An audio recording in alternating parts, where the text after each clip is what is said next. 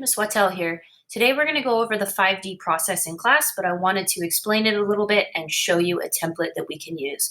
Again, the 5 steps are: number 1, to describe or draw; number 2, define. What are we trying to figure out in this problem? What do we need to determine?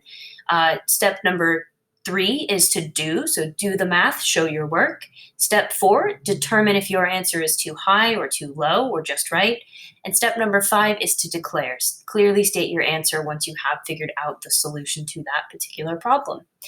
In class, I'm going to share this template today, and I'll provide the link on the Google Classroom and bring you here. If you want to make your own copy, select File, Make a Copy, Entire Presentation, and then it will save a copy to your Google Drive. Okay. Once you have your copy, you can copy and paste this slide multiple times if you'd like to do that, so that you've got lots of different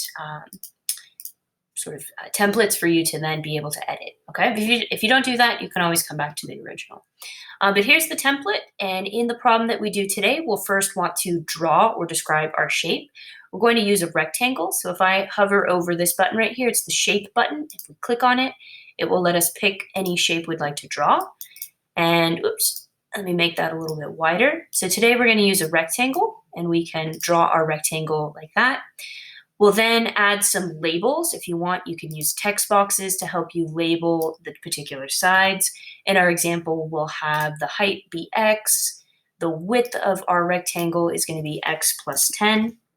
If you notice that where you write or where your text box appears is a little bit too not in the right spot, you can either use the arrows, or you can drag and drop when you see the four pointers. You can then move that to where you'd like to move it to. Okay.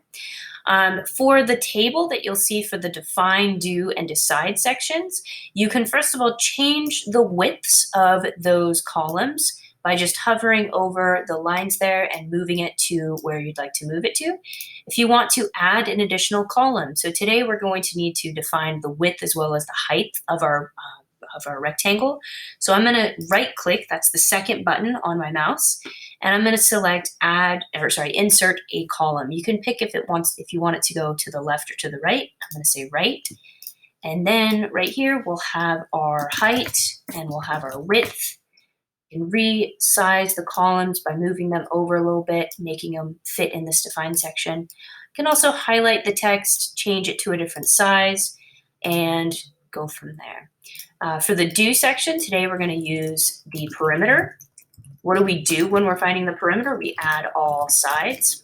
Again, my text is a little bit small. If you want, there's also a cool feature. If you've already got the size of font that you like, you can use this. It's called the paint formatter. It looks kind of like a paint roller brush. You can select that with the size that you want to keep, and then highlight any other text, and it will apply that same size. So I can move this over a little bit. I can maybe move my decide a little bit over as well, and then I can add the data for this once we're solving the problem. But that's a little bit about how to set up your table and how to kind of move it around, how to add a shape, add a text box.